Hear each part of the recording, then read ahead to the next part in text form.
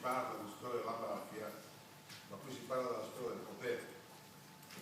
Qui si parla cioè di una storia non di una mafia contro il potere dello Stato, ma di una mafia che si è fatta potere dello Stato. In un libro che ho pubblicato con la UTEC, dove cerco di raccontare la mafia, ho fatto lo sforzo che veniva indicato così lucidamente da Roberto Scarpinato, cioè di collegare i fatti storici importanti della vita del nostro paese, dalle riforme liberali dopo la rivoluzione francese sino ai giorni nostri, collegando e evidenziando quale posizione il potere criminale assumeva e quale posizione determinante il potere criminale assumeva, perché era una posizione che ha determinato svolte storiche della vita del nostro paese, ma determinando svolte storiche legittimava la presenza delle istituzioni, quindi era al tempo stesso una forza per il progetto di cambiamento, ma al tempo stesso una ipoteca di governo futuro. Voi capite la differenza che c'è nel nostro paese tra vivere in regioni del nord e vivere in regioni del sud? Vi faccio una semplificazione. Nelle regioni del nord ti chiedi quale ruolo ha avuto la lotta di liberazione per liberarsi dal nazifascismo.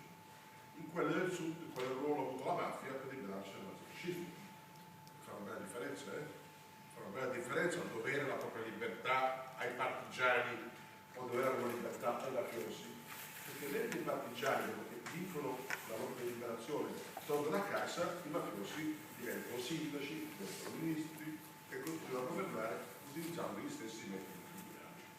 Perché faccio questo ragionamento? Perché io credo che se noi pensiamo alle leggi abolitive del cosiddetto sistema feudale, come il principe di Castelnuovo, se noi pensiamo all'unità d'Italia, se noi pensiamo alla repressione degli anni di Crispi piuttosto che alla prima guerra mondiale, al fascismo, alla resistenza, alla liberazione, alla Costituzione, ai governi di questi anni, è evidente che è possibile cogliere quelle tracce che le stragi in qualche modo ci impediscono di dimenticare, perché se non ci fossero le stragi ci sarebbe più facile dimenticarsi che esiste questo intreccio perverso tra anti-Stato e Stato.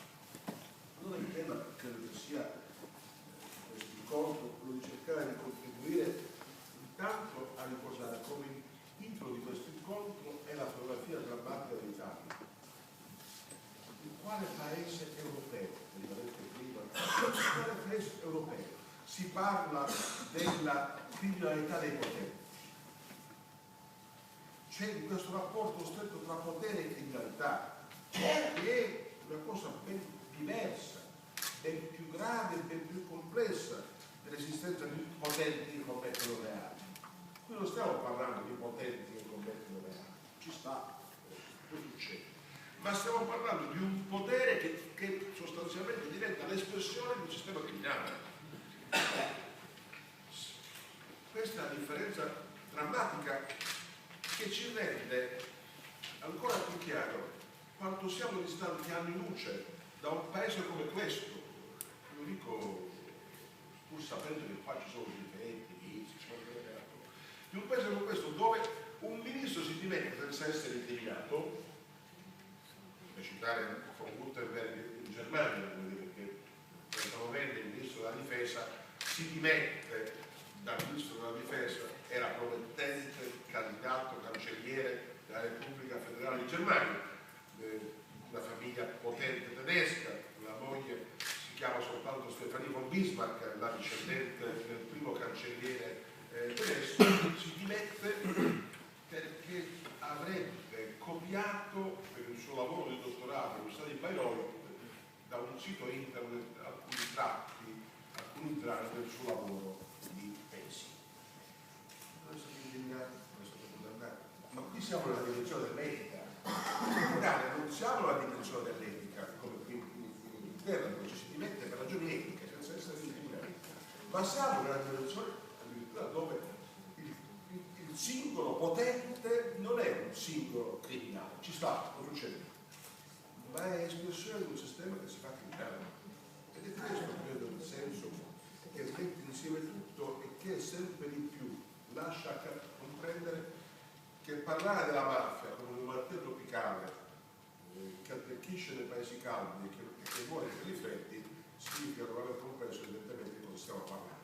Stiamo parlando della mafia come una delle varianti della cattiva qualità del potere, una delle varianti possibili della cattiva qualità del potere, certo, accento siciliano in qualche caso, ma non diverso dal meccanismo perverso del potere. Stiamo parlando ancora del declino dell'Italia, che non può essere esprente tra i titoli di Stato italiani e quelli dei Bund tedeschi, perché pensare che sia questo significa evidentemente non rendersi conto che non è questa la realtà drammatica del nostro paese. Quello che fa la differenza non è lo spread, quello che fa la differenza nasce dal fatto che sempre più veniamo percepiti dal resto della comunità europea come alto lavoro, ma non perché siamo più poveri o altro, ma perché viviamo in una dimensione nella quale nessun ministro si dimette per ragioni etiche e quando viene incriminato per rapporti con la mafia si presenta in televisione e dice attendo con fiducia l'esito del processo. Ma che cosa attendi con fiducia? Dove devi andare? Ti auguro di essere assolto! Ti auguro di essere assolto! Ma non mi puoi rappresentare! Perché non sei un normale cittadino, hai un carico aggiuntivo etico di intelligenza. Per dirlo in altri termini, ti faccio la differenza fra la morale che è individuale. La morale mia la gestisco io. Per favore nessuno interferisca nelle mie scelte morali, chiaro? Abbiamo la legge universale che vale per tutti, ma che razza di paese è un paese che ha soltanto la morale individuale e la legge universale e non ha un codice etico che viene rispettato ancorché non sia previsto da una legge? Nei paesi normali le norme più cogenti non sono scritte. Le norme più cogenti non sono scritte. C'è una norma che dice nei paesi normali che non si va a cena con un mafioso.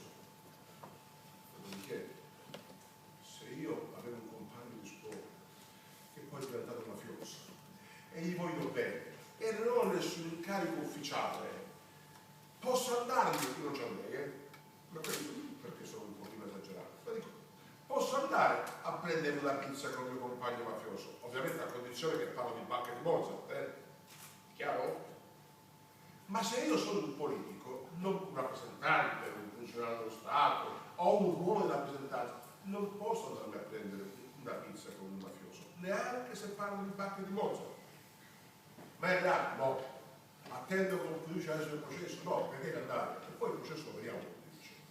È esattamente questo, la dimensione etica, ma purtroppo in Italia non siamo in condizione di affrontare la dimensione etica, perché siamo stretti da questa dimensione, che è la dimensione ancora più grande, della illegalità formale e giudiziaria. Noi su questo è vero, stiamo discutendo della qualità del potere. La borghesia è per definizione la cifra etica di un sistema. Le borghesie sono la cifra etica di un sistema organizza lo Stato. Se la borghesia è mafiosa, lo Stato è mafioso. Non si può girarci attorno. Se la borghesia è corrotta, lo Stato è corrotto. Poi attendiamo con fiducia del processo. Ma il dato non è giudiziario, il dato è strutturale. La conseguenza qual è? La conseguenza è che questo titolo di questo ricordo è drammaticamente la fotografia dell'Italia. Ricordo quando, insultati da tutti nell'87-88, dicevamo che la mafia è il volto dello Stato e lo Stato è il volto della mafia. Questo è e a me che capitava di rappresentare una città, quando dicevo che la città che rappresentava la capitale della mafia, veniva insultato. Stai offendendo Palermo. No, si offende Palermo se non dici che c'è il capitale della mafia, non se c'è il capitale della mafia, se nascondi sotto la polvere la verità. Bene, se lo Stato ha il volto della mafia, la mafia ha il volto dello Stato, si diceva negli anni passati, e quando si dicevano queste cose ben pensanti, ti guardavano con disprezzo. La borghesia, quella che con l'eufemismo si chiama la zona grigia. Trovatevi uno che è zona grigia, che prima o poi non si scopre che è mafioso. Trovatevi uno. qui c'è un modo ipocrita per non riconoscere che qualcuno è dall'altra parte. Allora c'è la zona bianca, la zona nera e poi c'è la zona grigia, che serve per poter dire non sapevo che frequentavo un mafioso. Io lo dico subito, lo dico davanti al procuratore generale. Se un giorno dovessi essere sorpreso a frequentare un mafioso e dovessi dire, ho fatto un catene in carcere, che non sapevo che era mafioso, non mi credete, non mi credete. Lo sanno tutti che è mafioso. Se mi bacia a mia insaputa, ti assicuro che subisco il bacio 4. Non è così, lo sanno tutti che è mafioso e chi non lo è. E tutti sanno che se tu frequenti uno che è zona grigia, rischi. Cioè, a letto, San Francesco, Santa Chiara, mi indurrebbe in errore. Però cosa intendo dire? Intendo dire che qui il tema non è giudiziario, il tema riguarda la qualità del potere, la qualità della democrazia e della libertà. Se lo Stato è il volto della mafia, la mafia è il volto dello Stato, possiamo affermare che lo Stato è il volto della corruzione, la corruzione è il volto dello Stato? Qual è la novità di questa ricerca? La novità è che si va sempre più scoprendo che siamo in presenza di sistemi criminali. Ricordate il maldesto tentativo 20 anni fa di dire che Mario Chiesa era un mariuolo? Qual era? Per dire un mariuolo, in ogni famiglia c'è qualcuno che sbaglia. Perché era il tentativo disperato di impedire un processo al sistema. E quando dicono i magistrati hanno fatto un processo al sistema, esattamente sì. Perché non c'era una lista di ladri, c'era un sistema di ladrocinio. Il salto di qualità una volta alla mafia si è fatto quando si è cominciato a pensare non che esistevano 100 omicidi, ma che esisteva un'organizzazione che ammazzava pure. Per quale motivo c'è stato bisogno di tanto tempo? Perché neanche il cardinale Ruffini avrebbe mai detto che la mafia non esiste. Lui diceva la mafia non esiste, diceva esistono gli omicidi, non è che negava l'omicidio. Perché è evidente che se tu affermi il singolo reato ma neghi l'esistenza di un sistema, hai fatto un grande favore al mafioso piuttosto che al corrotto, perché lo trasformi in un singolo suscettibile in quanto attende con fiducia l'esito del processo. Allora questa dimensione sistemica, questa dimensione porta sostanzialmente alla consapevolezza di quali sono i limiti del nostro sistema culturale. Noi siamo un paese nel quale si è profondamente attenuata la dimensione dell'etica e della responsabilità individuale. Siamo un paese nel quale non soltanto le cosche mafiose, ma tutti cercano non di rispondere come persona, ma di farsi difendere dalla cosca di appartenenza. Poi chiamata la loggia, casta, partito, scegliete. Perché abbiamo sostanzialmente una carenza paurosa di etica della responsabilità individuale. E questa etica della responsabilità individuale ha costruito nel tempo non soltanto i clan mafiosi, le bande mafiose, ha costruito quella drammatica cultura dell'appartenenza che costruisce la nostra caratteristica più negativa, quella per la quale non ti chiede chi sei, che cosa sai, che cosa sai fare, che cosa hai bisogno, ma ti chiede a chi appartieni.